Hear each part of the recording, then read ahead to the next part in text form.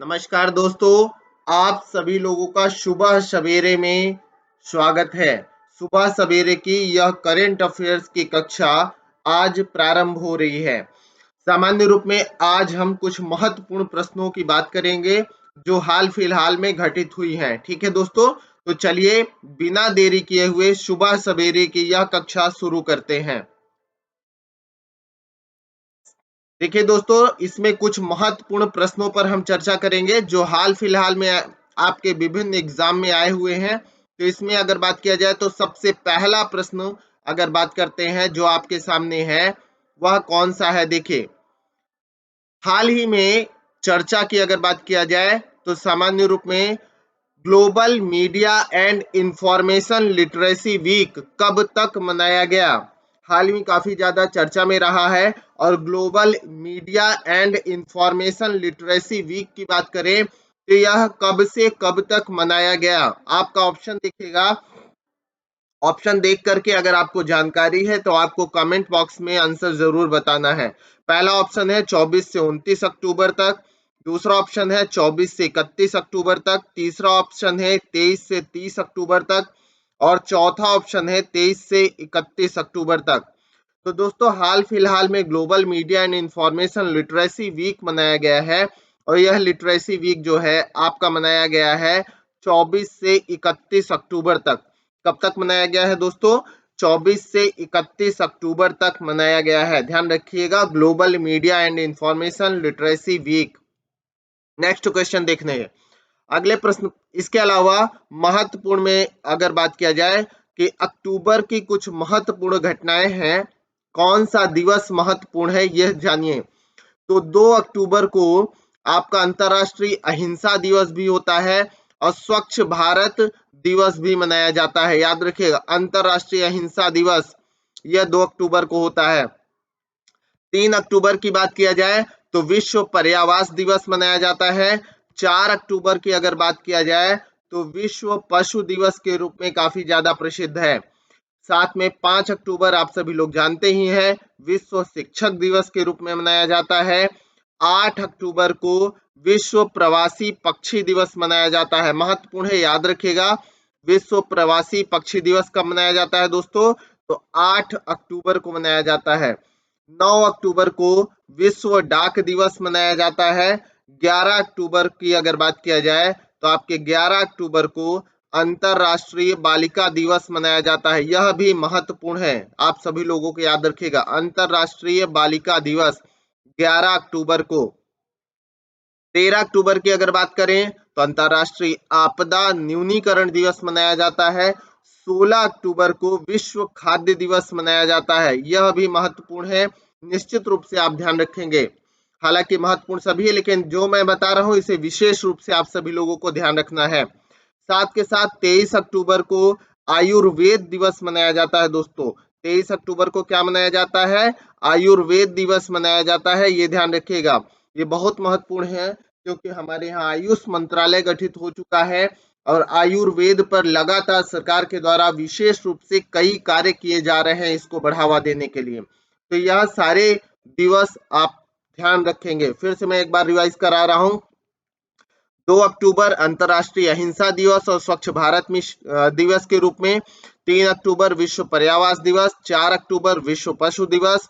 5 अक्टूबर विश्व शिक्षक दिवस। 8 अक्टूबर विश्व प्रवासी पक्षी दिवस।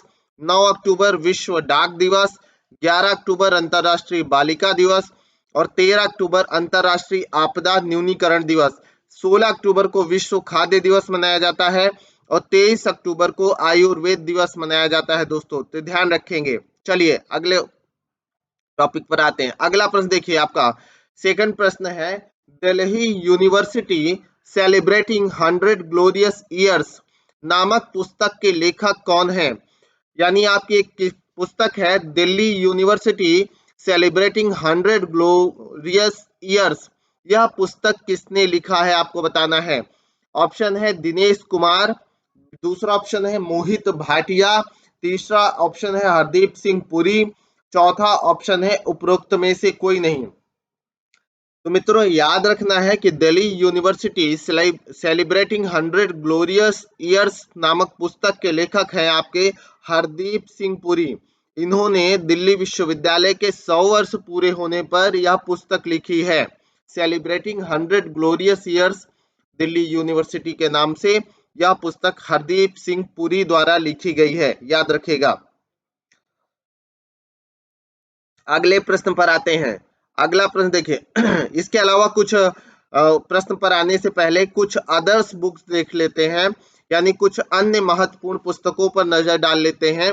हाल फिलहाल डॉक्टर विमल जालान की पुस्तक from dependence to self reliance प्रकाशित हुई है, यानी इन्होंने लिखा है। कौन सी पुस्तक है?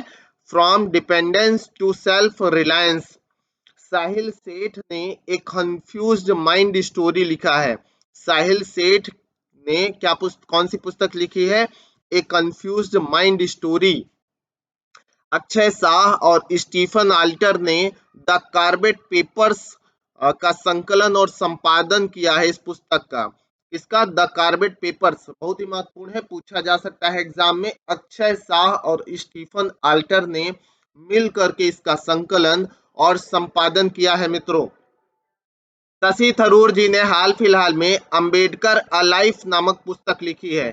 अंबेडकर अ लाइफ नामक पुस्तक के लेखक है शशि थरूर, याद रखिएगा। सोजर्ड मारिन ने विल पावर नाम की पुस्तक लिखी है। विल पावर, सोजर्ड मारिन ने विल पावर नाम की पुस्तक लिखी है, ध्यान रखना है। साथ में आशुतोष राविकर ने Indian banking in retrospect 75 years of independence नामक पुस्तक लिखी है। यह भी महत्वपूर्ण है दोस्तों, याद रखिएगा कि बैंकिंग क्षेत्र के 75 इयर्स कंप्लीट होने पर Indian banking in retrospect 75 years नामक पुस्तक लिखी, यानी 75 वर्षों में बैंकिंग की क्या स्पीड या सारी चीजें रही, उस पर आशुतोष राविकर ने पुस्तक लिखी है। ठीक है दोस्तों, तो ये सारी महत्वपूर्ण पुस्तकों पर आप नजर डाल लीजिएगा, दिमाग में बिठा लीजिएगा। चलिए आगे चलते हैं दोस्तों। आगे अगर बात किया जाए तो अगला आपका तीसरा प्रश्न है, कौन सा देश आतंकवाद निरोध के लिए संयुक्त राष्ट्र ट्रस्ट फंड में $5 लाख का योगदान करेगा?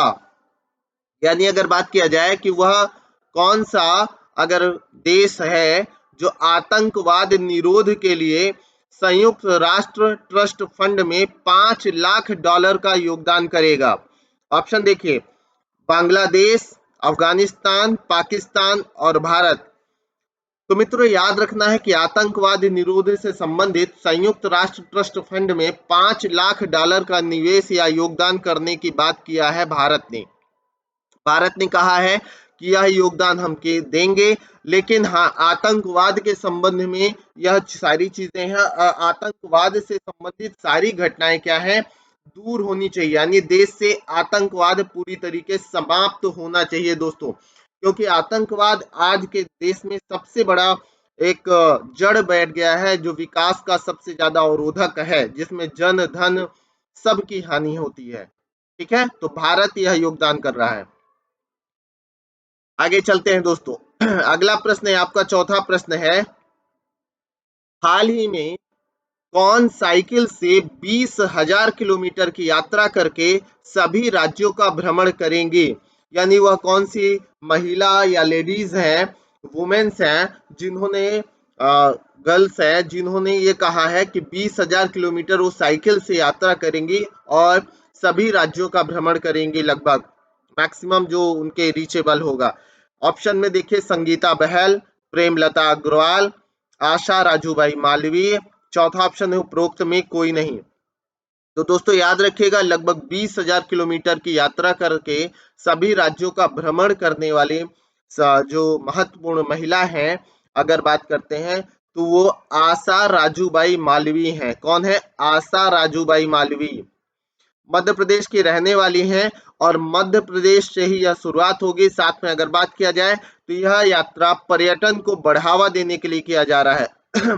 मध्य प्रदेश सरकार द्वारा या पर्यटन विभाग द्वारा ये कहिए कि प्रोत्साहन के द्वारा ये सारी चीजें हो रही हैं, जिससे पर्यटन क्षेत्र में तेजी से वृद्धि आए। तो ये है आशा राजूबाई मालवीय। सॉरी, जो लगभग 20,000 किलोमीटर साइकिल की यात्रा करेंगी। ठीक है, चलिए अगला प्रश्न अगर देखा जाए तो मैंने कहा कि आशा राजूबाई मालवी 20,000 किलोमीटर की यात्रा करेंगी। इसके बाद हम अगले प्रश्न पर आते हैं। अगला प्रश्न आपका पांचवा प्रश्न है, हाल ही में किसने 6 राज्यों और केंद्र शासित प्रदेशों में बीआरओ की 75 परियोजनाओं का उद्घाटन किया? यानी बॉर्डर रोड ऑर्गेनाइजेशन की 75 जो परियोजनाएं हैं उनका उद्घाटन हाल फिलहाल में किसने 6 राज्यों और केंद्र शासित प्रदेशों में किया? ऑप्शन देखिए, नरेंद्र मोदी जी ने, राजनाथ सिंह जी ने, अमित शाह जी ने, स्मृति ईरानी जी ने। यानी इन 4 ऑप्शन में अगर देखेंगे तो हाल फिलहाल में अगर बात कर रहे हैं तो यह उद्घाटन 6 राज्यों और केंद्र शासित प्रदेशों में बीआरओ की 75 परियोजनाओं का उद्घाटन करने का श्रेय जाता है राजनाथ सिंह जी को। किसको जाता है? आपके रक्षा मंत्री भी हैं राजनाथ सिंह जी। तो इन्होंने, राजनाथ सिंह ने 75 परियोजनाओं बॉर्डर रोड ऑर्गेनाइजेशन के रूप में इसका उद्घाटन किया है, याद रखेंगे। अगला प्रश्न देखिए, ये सारे प्रश्न बहुत महत्वपूर्ण हैं, आप किसी भी एग्जाम में आपसे टकरा सकते हैं, तो निश्चित रूप से आपको देखना है, दिमाग में बिठाना है। हाल ही में नासा ने ड्रैगन फ्लाई प्रोजेक्ट को किस ग्रह पर खोज करने के लिए लॉन्च किया?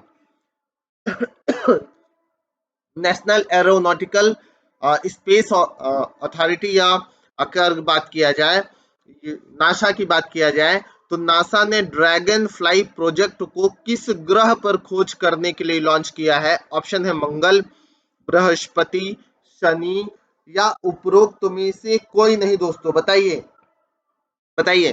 तो अगर इसमें बात किया जाए तो शनि ग्रह की खोज के लिए, शनि ग्रह के अंदर चीजों की जानकारी के लिए ड्रैगन फ्लाई प्रोजेक्ट लॉन्च किया गया है, और यह लॉन्च किया है आपके नासा द्वारा। किसने किया है?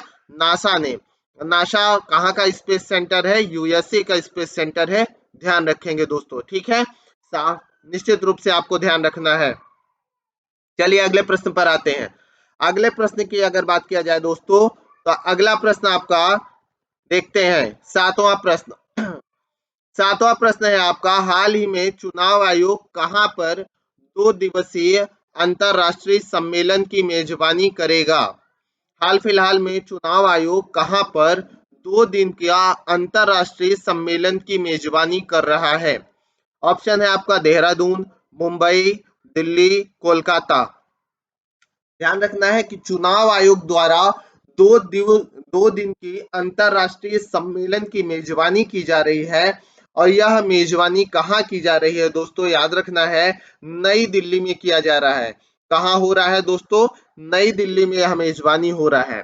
साथ में अगर हम चुनाव आयोग की बात करें तो चुनाव आयोग का गठन कब हुआ था? तो 25 जनवरी 1950 को चुनाव आयोग का गठन हुआ था। 25 जनवरी 1950 को राजीव कुमार जी इस समय इसके अध्यक्ष के रूप में जाने जा रहे हैं चुनाव आयोग के। तो याद रखिएगा, चुनाव आयोग का गठन कब हुआ? 25 जनवरी 1950 को, याद रखिएगा। ठीक है, ध्यान रखना है। इसीलिए मतदाता दिवस भी मनाया जाता है उस दिन, मतदाता दिवस। तो दिल्ली में यह अंतरराष्ट्रीय मेजबानी चुनाव आयोग कर रहा है, नई दिल्ली में।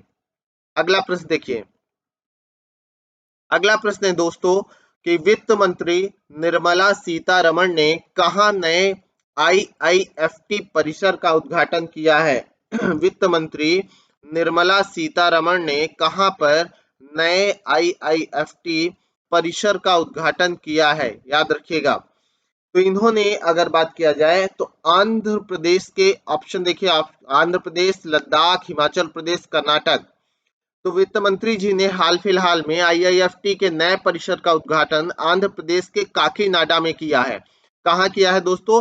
आंध्र प्रदेश के काकीनाडा में किया है। ध्यान रखना है कि आंध्र प्रदेश के काकीनाडा में इन्होंने क्या किया है? नए आईआईएफटी परिसर का उद्घाटन किया है। तो ये विशेष रूप से आप सभी लोग ध्यान रखेंगे। कहाँ उद्घाटन हुआ है? आंध्र प्रदेश के काकीनाडा में। और हाल फिलहाल में आंध्र प्रदेश में और कई घटनाएं घटित हुई हैं जिन पर एक बार नजर डाल लेते हैं।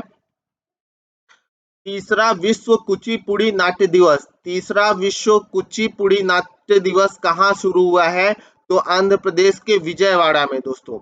तीसरा विश्व कुचिपुड़ी नाट्य उत्सव विजयवाड़ा में शुरू हुआ है, याद रखना है। और साथ ही भारतीय नौसेना ने आंध्र प्रदेश में अपतटीय सुरक्षा अभ्यास प्रस्थान का आयोजन किया। आंध्र प्रदेश में ही भारतीय नौसेना ने आंध्र प्रदेश में अपतटीय सुरक्षा अभ्यास प्रस्थान, महत्वपूर्ण है, प्रस्थान का आयोजन कहाँ हुआ है? आंध्र प्रदेश में ही हुआ है, नौसेना द्वारा। औद्योगिक निवेश आकर्षित करने वाले राज्यों की सूची में आंध्र प्रदेश प्रथम स्थान पर है दोस्तों, शीर्ष स्थान पर है। यानी औद्योगिक निवेश आकर्षित करने वाले अगर राज्यों की सूची बनाई जाए तो उस सूची में आंध्र प्रदेश शीर्ष स्थान पर रहा है हाल फिलहाल में, तो यह भी आप लोगों को याद रखना है।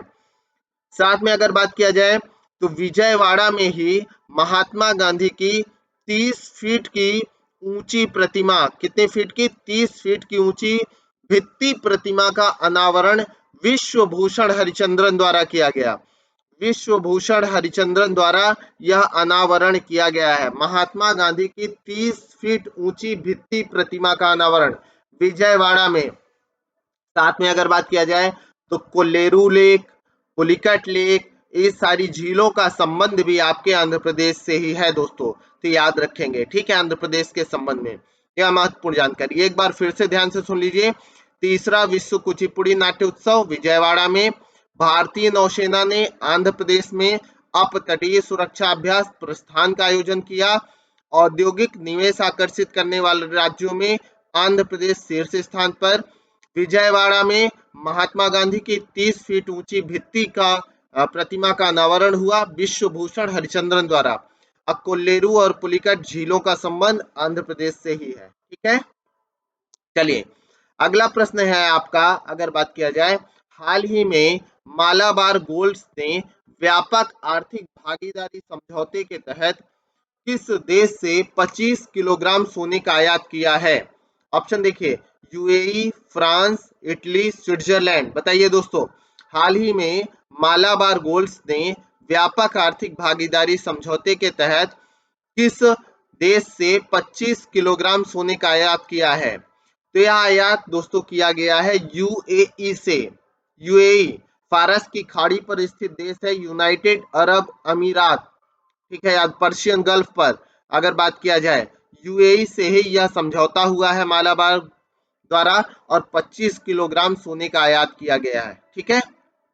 अगला प्रश्न जो आपका अंतिम प्रश्न भी है, हाल ही में सरकार ने एवियन इन्फ्लुएंजा, एवियन इन्फ्लुएंजा के प्रकोप की जांच के लिए कहां टीम भेजी है? एवियन इन्फ्लुएंजा के प्रकोप की जांच के लिए कहां पर टीम भेजी गई है? ऑप्शन देखिए, गोवा, केरल, महाराष्ट्र, असम। तो दोस्तों याद रखना है, यह टीम आपके केरला में भेजी गई है। कहां भेजी गई? केरला में। एवियन इन्फ्लुएंजा के प्रकोप की जांच के लिए केरल में ही टीम भेजी गई है। और आपको पता है कि केरल में कई सारी ऐसी झीलें हैं जो आपके तट पर स्थित हैं, और उन झीलों में वेम्बनाड हो गया, वेम्बनाड लेक हो गया, अगर बात किया जाए काफी ज्यादा प्रमुख है, ठीक है। और ये सारी झीलें आपके किस प्रकार की झील का उदाहरण है?